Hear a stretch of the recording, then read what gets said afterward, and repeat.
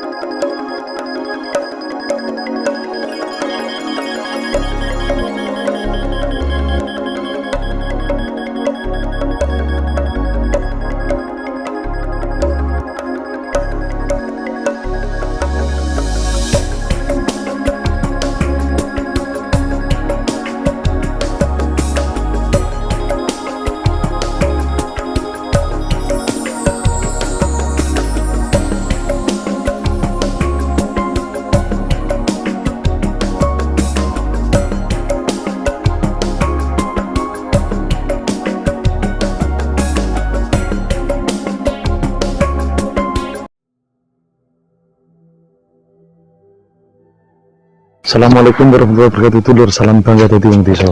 Pada kesempatan kali ini kita akan mengunjungi rumah salah satu narasumber kenapa terbentuk Udeng Khas Tulungagung. Kita nanti akan tanya-tanya kenapa Udeng Khas itu dibuat dan bagaimana cara pembuatannya dan dari mana sumbernya modal itu dibuat. Kita tanya-tanya. Salam bangga dari wong desa.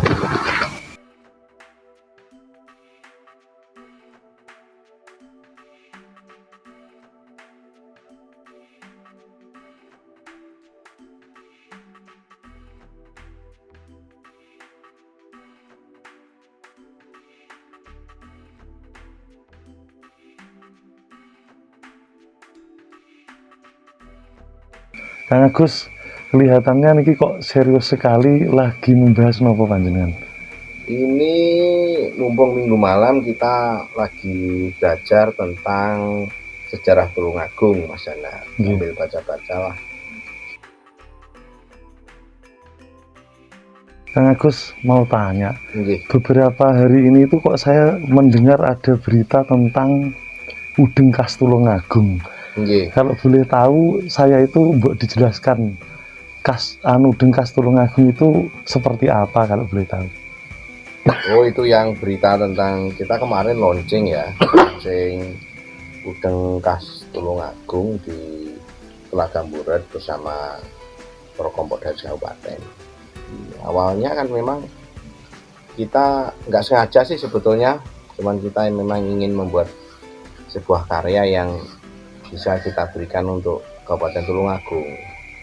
Nah, itu sebetulnya diperuntukkan ya buat kemarin hari jadi Kota Tulungagung. Oh, anjir. Jadi Tulungagung kan lagi sepi karya ini. Lagi sepi karya, para seniman juga lagi sepi karena COVID-19.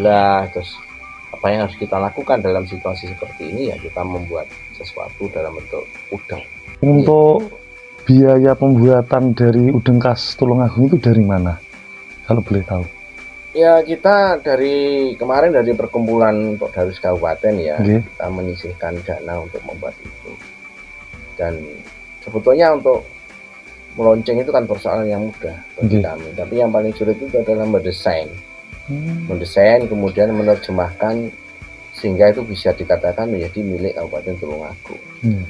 Jadi yang paling susah itu di awal untuk menguatkan sebuah karya yang dipersembahkan buat Tulungagung ini yang paling rumit. Dan itu harus melalui sebuah proses panjang. Kendala-kendalanya ada? Kendalanya pertama, saya ini orang yang kurang begitu mengerti tentang IT ya, terkait dengan desain. Otomatis saya sama Bang Karim, sama beberapa teman mencoba mengajak IT yang memang IT ini juga paham tentang Tulungagung, tidak sembarangan IT. Karena ketika kita juga butuh menelurkan sebuah ide ini, IT ini nanti yang akan kita ajak berbicara di depan komputer. Ya, kalau bahan sih sudah ada kemarin yang kita angkat dari motif Udeng Tulungagung itu, salah satunya adalah batik kawung Oke. yang ada di patung Gayatri di Boyolangu. Kang Agus, kalau boleh berkenan dijelaskan tentang Udeng Khas Tulungagung itu, kenapa kok harus motif itu dan warna itu, monggo. Nggih. Jadi Udeng Khas Tulungagung ini kita buat dengan warna dasar hitam dan putih. Kenapa kok kita memakai warna hitam dan putih? Karena pada zaman dahulu belum ada teknologi pewarnaan kain. Oh, iya. Jadi sejak dulu itu di awal ya yang paling menonjol itu adalah warna hitam dan putih.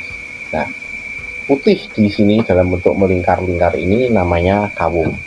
Iya. Batik motif kawung. Kawung itu ada 4 macam kawung ya. Iya. Kalau ini kawung kolang-kaling. Hmm. Kawung kolang-kaling ini ada di Ibu Gayatri di Candi Gayatri Boyolangu. Nah, kawung kolang-kaling ini menggambarkan ya toh, unsur-unsur kehidupan yang terdiri dari dalam filosofi Jawa itu kebrat papat limo panca. Iya. Nah, kolang-kaling itu artinya kosong. Kosong itu adalah isi itu adalah kosong. Jadi batik kawung ini dulu tidak sembarangan orang boleh memakai. Iya. Hanya orang-orang yang sudah mulai sepuh, mengalami keterlepasan terhadap kepentingan-kepentingan dunia, dia memakai kawung, terutama kawung yang kolang-kaling. Ada lagi kawung sekawan, kawung apa lagi, macam-macam banyak. Nah, Ibu Gayatri mengenakan ini. Kenapa Ibu Gayatri mengenakan batik kawung? Karena beliau sudah menjadi seorang biksu.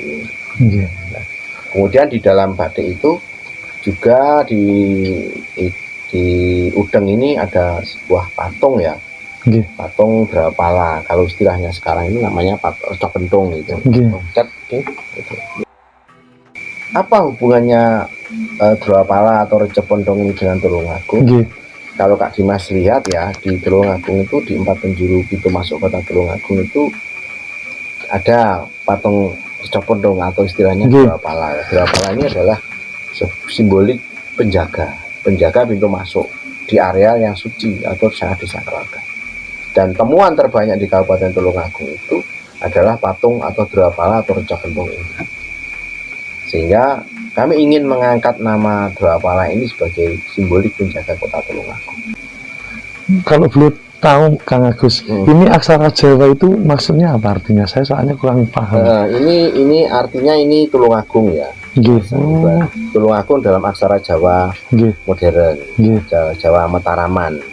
Nah, kalau ini artinya Bumi Agung Waskita Mukti, dan ini adalah Surya Majapahit.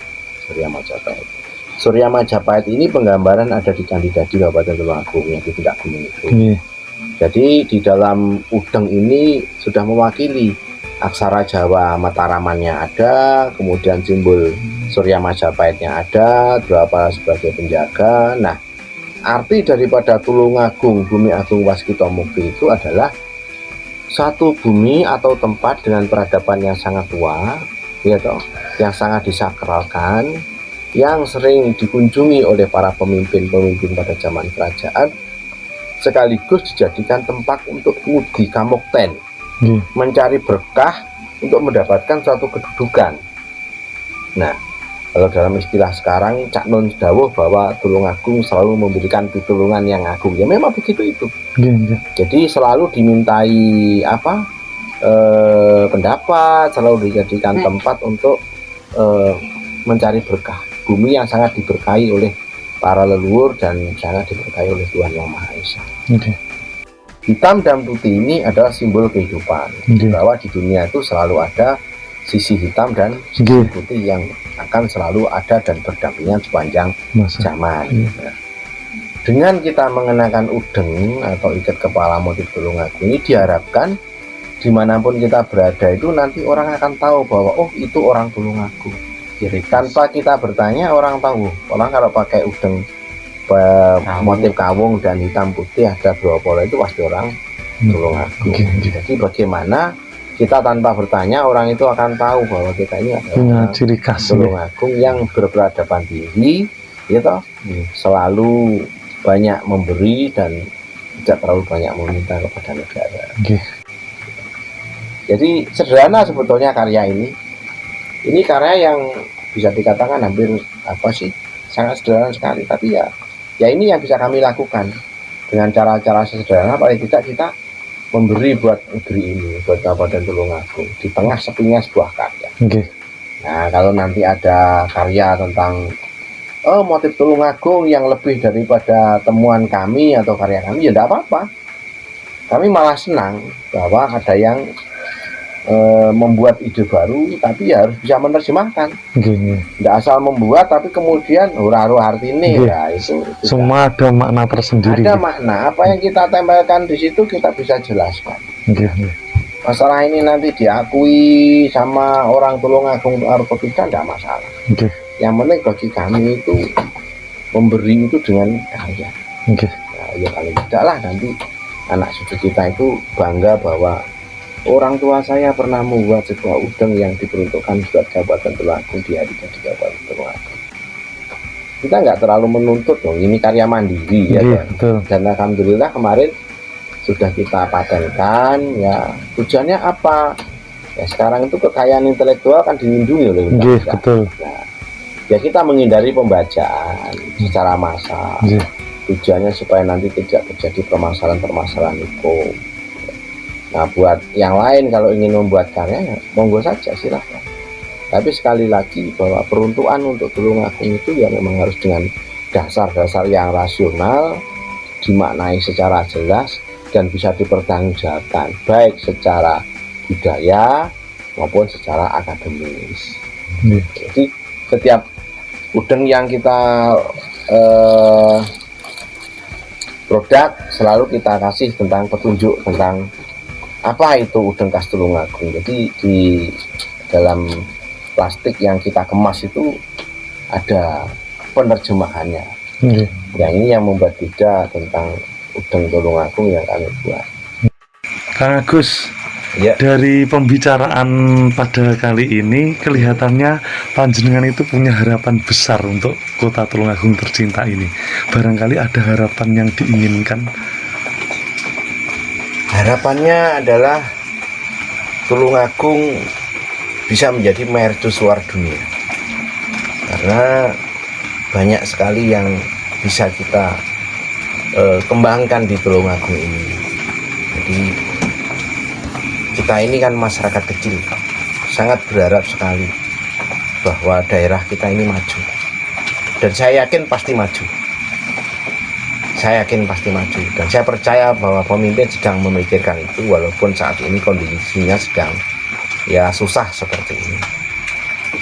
Terus lagi ini di Tulungagung ini ada temuan yang sangat besar, yaitu tentang geopark dengan standar internasional, dan satu-satunya gunung api purba di tengah kota di Jawa ini hanya ada di Tulungagung. Kalau kita lihat Ngelanggeran yang di Gunung Kidul, Jogja itu jauh dari pusat kota, dan satu-satunya gunung api purba yang ada di tengah kota dengan standar internasional adalah Gunung Budak Tulungagung. Harapan kami dari titik Gunung Budak ini nanti akan bisa membawa Tulungagung ini lebih go internasional, dan kami yakin bahwa itu pasti bisa, dan tanda-tanda kebesaran itu sudah ada saat ini walaupun kita harus terus berproses. Kang Agus, terima kasih atas waktu yang telah diberikan pada kesempatan kali ini. Semoga di lain kali kita dapat memaparkan, menjelaskan tentang karya-karya anak bangsa, khususnya kota Tulungagung tercinta. Dan apabila di dalam saya bercengkrama dengan panjenengan ada sesuatu hal yang kurang pas, saya selaku dari tim Ongak-Ongak Desa memohon maaf yang sebesar-besarnya. Sama-sama Mas Hana ya. Jadi saya juga minta maaf, mungkin apabila di dalam menjabarkan juga kurang sempurna, ya mohon dimaklumi aja. Kita ini wong biasa, bukan ahli. Yang penting kita sudah bisa berbuat dan memberikan sebuah karya. Hati-hati di jalan, mudah-mudahan selamat, sukses selalu. Mari-mari.